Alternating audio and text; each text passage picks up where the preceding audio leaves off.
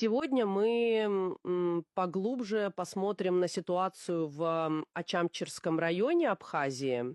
Опираемся на телеграм-каналы «Республика» и «Ди-Ньюс». Да, там история разворачивается. В центре всего, значит, новый глава района Алхаз Кация и его решение, довольно громкое, уволить главврача местной больницы, Мадонну Кишмария. которая там, очень давно работает, десятилетиями. Вот именно. И источники задаются вопросом, что за этим стоит, реальные причины или что-то другое. Попробуем разобраться, какие версии нам предлагают. Да, резонанс заметный. С одной стороны, новый человек у руля, а с другой врач, с огромным авторитетом, как пишут. Давайте в детали вникнем, что там в источниках. Начнем с Алхаса Кация. Его называют человеком-загадкой. То есть пишут, что опыта управления районом у него как бы и нет. Угу. Есть деталь про учебу. Гагарский лицей-интернат, он же, как уточняют, Башаран-колледж, в те годы с 2000 по 2003. А до этого назначения? А до этого, с 2020 года, он был на руководящих должностях по лесхозе. Вот лесхоз. Да. И тут, кстати, интересно. Республика пишет, что предприятие это при нем было, скажем так, либо убыточным, либо прибыль показывала минимальную. Убыточным. Ну да. И там штат упоминается 24 человека, а средняя зарплата около 5000 рублей. Что, авторам канала кажется странным для лесного предприятия. 5000, да уж.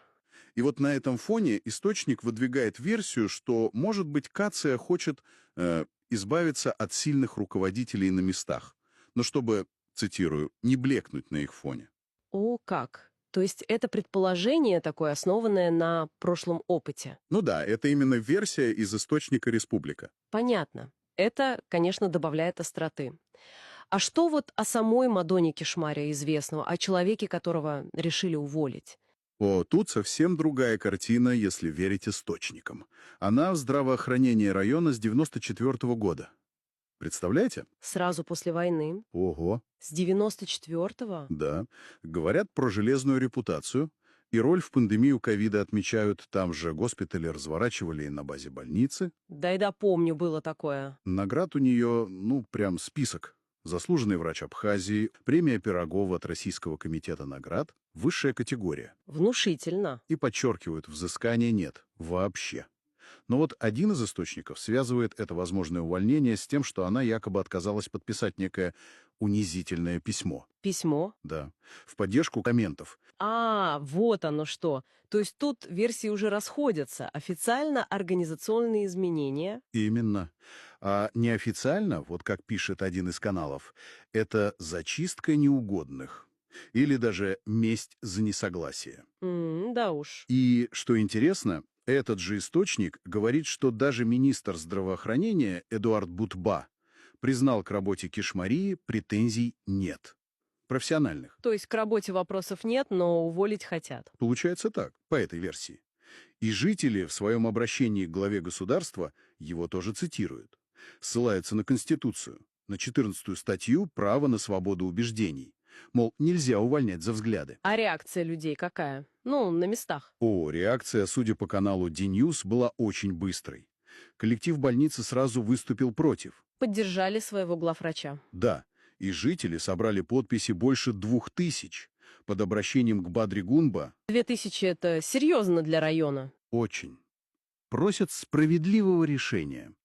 И чтобы кадры решались по профессионализму, а не по иным неизвестным причинам, как там сказано. Услышать мнение немаленькой части его населения. То есть такой довольно сильный общественный отклик. Да. И вот еще момент. Республика проводит параллель. Вспоминают Аслана Бжания. А при чем тут Бжания? Намекают, что его политика тоже начиналась с неоднозначных кадровых решений и используют фразу «Политика, начинающаяся с репрессий, финиширует в лесхозе». Понятно. Намек на то, чем это может закончиться, и призыв к новому главе, быть осмотрительнее, учитывать уроки, так сказать. Именно так. Это читается в источнике. Учитывать мнение людей и, возможно, не повторять ошибок прошлого. Итак, давайте суммируем, что мы имеем из этих телеграм-каналов. С одной стороны, врач, опытный, уважаемый, с кучей наград, без взысканий, карьера, ну, прям образцовая, судя по всему. Да, С другой, новый глава администрации.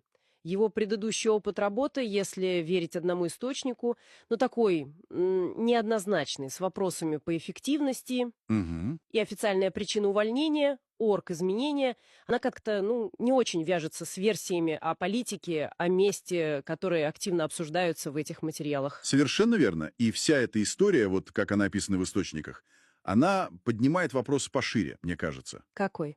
А как вообще на практике, вот в местном управлении, соотносятся вещи? Ну, то есть формальная власть чиновника, реальный профессионализм и авторитет конкретного человека, и еще мнение людей сообщества. Действительно. Насколько вот такие кадровые решения, как это, могут быть сигналом, индикатором стиля руководства или даже каких-то более общих процессов? И как это потом на доверие между властью и населением сказывается? Вот это, пожалуй, главный вопрос, который тут возникает, когда читаешь эти источники.